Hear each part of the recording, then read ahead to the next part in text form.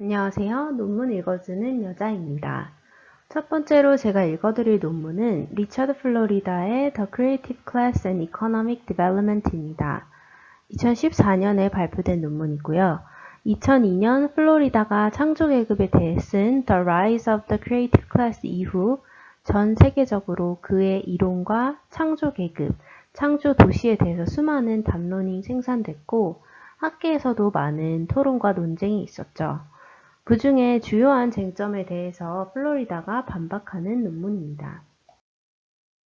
본론에 들어가기 전에 크리에이티브 시티, 창조도시 이론의 흐름을 살펴보면 대표적인 연구가는 이렇게 3명이 있습니다. 첫 번째로 제인 제이콥스는 처음으로 그녀의 저서에서 크리에이티브 시티라는 용어를 사용한 인물입니다. 그리고 랜드리는 창조도시 이론을 한 단계 더 도약시킨 인물입니다.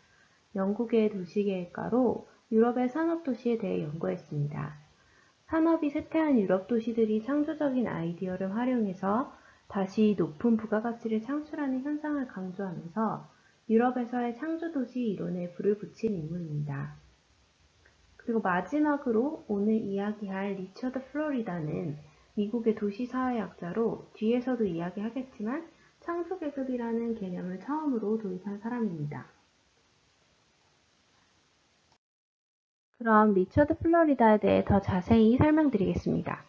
플로리다는 콜롬비아 대학교에서 어반 플래닝을 공부했고 현재는 토론토 대학에 재직 중이십니다. 그의 저서 중에 가장 유명한 The Flight of the Creative Class에서 창조계급의 개념을 도입했고 그 이후에도 다양한 책을 쓰며 창조계급, 창조경제, 창조도시 이론을 발전시켜 왔습니다. 논문의 구성은 다음과 같이 되어 있는데요.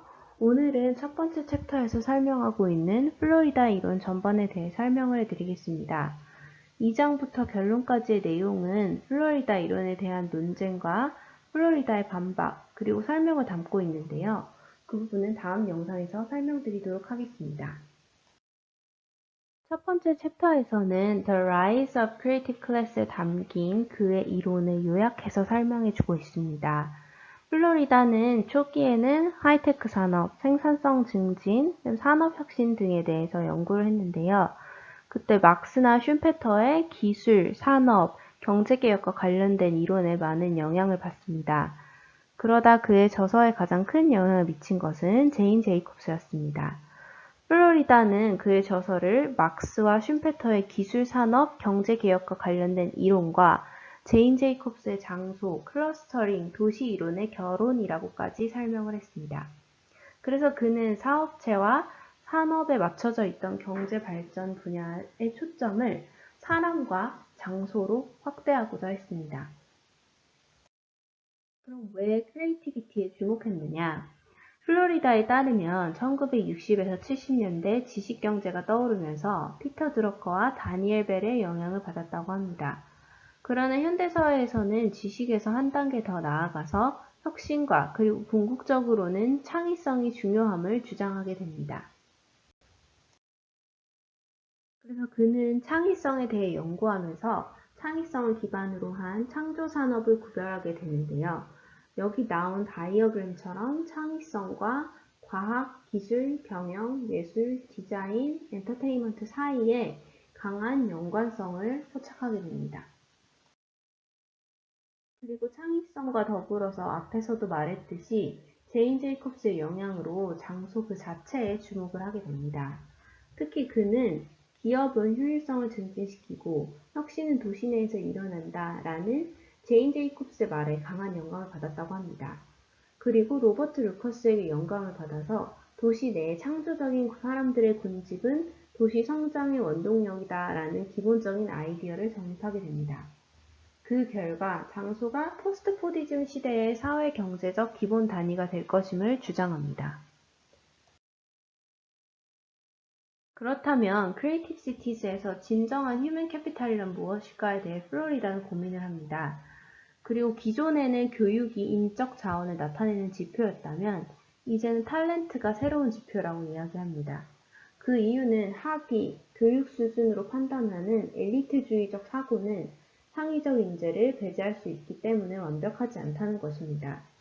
예컨대 스티브 잡스와 빌 게이츠 같은 주요한 창업가들을 놓칠 수 있다라고 얘기를 하면서 지역의 역량을 결정하는 것은 교육 수준이 아니라 크리에이티브 클래스들의 분포이다라고 이야기합니다.